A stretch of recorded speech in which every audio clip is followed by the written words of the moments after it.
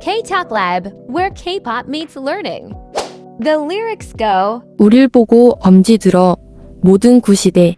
first word. 우릴, This is a mix of, 우리, meaning we or us, and the object marker. 를, In fast-paced lyrics, Koreans often collapse these into one syllable.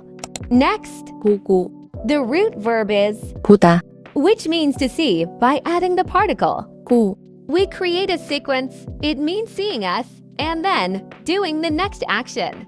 Now, what are they seeing? 엄지, This simply means thumb. In Korea, giving in 엄지, is the universal sign for the best or number one.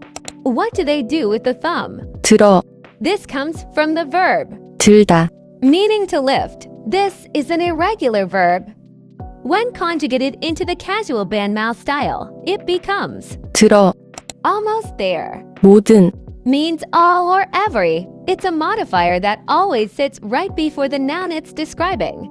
Finally, the subject 구, means old and 시대, means era. Together, it refers to the old school or the old generation.